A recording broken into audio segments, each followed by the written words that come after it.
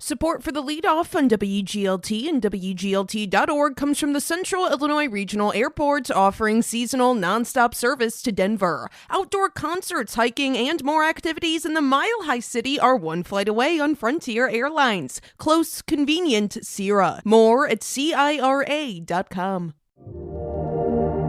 A Bloomington doctor says he hopes a new blood test will prompt more people to get tested for colon cancer.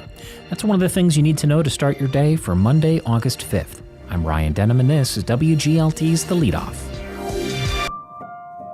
Now let's lead off with ISU's Solar Car team, shining bright after a best-ever finish in a cross-country road race. WGLT's Eric Stock reports. A team of about a dozen students returned last week from a 1,500-mile trek from Nashville, Tennessee to Casper, Wyoming. It was the American Solar Challenge, an annual road race featuring the top college solar car teams across the country.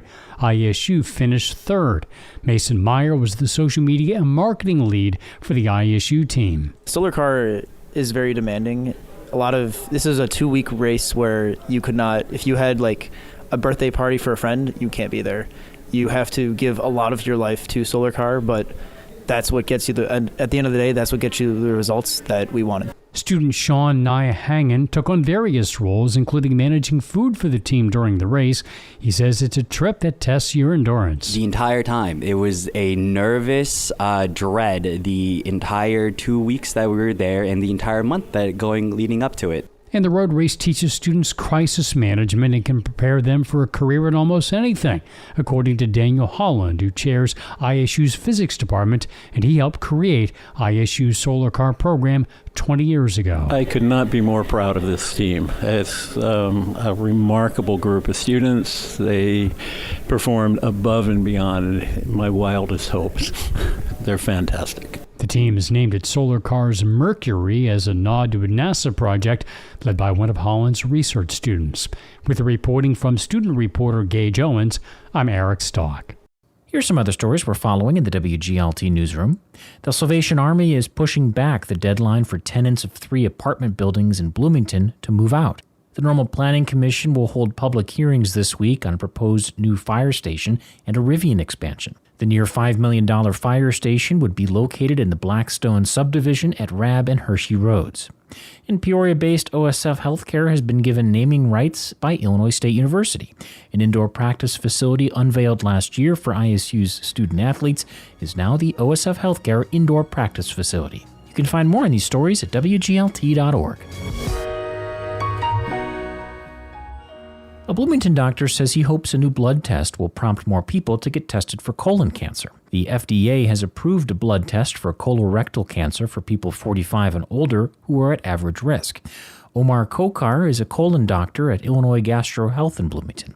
In this edition of WGLT's Sound Health, Kokar tells WGLT's Eric Stock the blood test won't replace the colonoscopy, but it provides another layer of detection. So the colonoscopy is the gold standard. And what's really important to know is that for someone who is at higher risk for colon cancer development, it's the only approved and recommended option for colon cancer screening. Now, if you're average risk, you have options. That includes colonoscopy, that includes stool-based testing, and now it includes blood-based testing.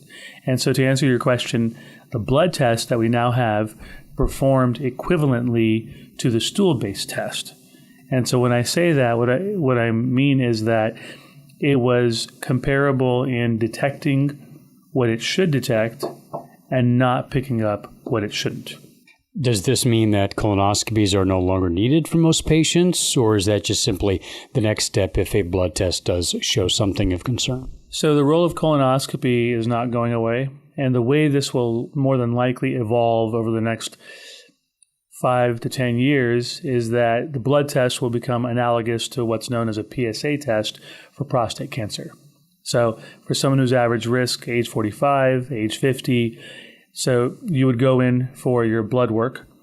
You would get this test. It's called a liquid biopsy, and the technical details is something called cfDNA, cell-free DNA. The concept is that a precancerous lesion in your colon could potentially start to shed abnormal DNA fragments into your blood, and that's what this test will look for when it's drawn. And so there's a cutoff level. If it's under that level, you're okay for 3 years. This would be every 3 years. If it's above a certain cutoff, that would flag, like a PSA test would, and that would warrant a colonoscopy examination to make sure there's nothing abnormal inside your colon. But that wouldn't necessarily be alarming at that point. No, not necessarily. I mean, you would need to do, just like the stool tests right now. If the stool test is positive, it doesn't mean you have cancer. The idea behind the stool and the blood base is that it's much more readily available. It can be done at home or at a lab as opposed to a colonoscopy, which is a medical procedure requiring time, effort, invasiveness, anesthesia, what have you. And so the blood and the stool-based tests, the hope is that they can detect the presence of lesions inside your colon.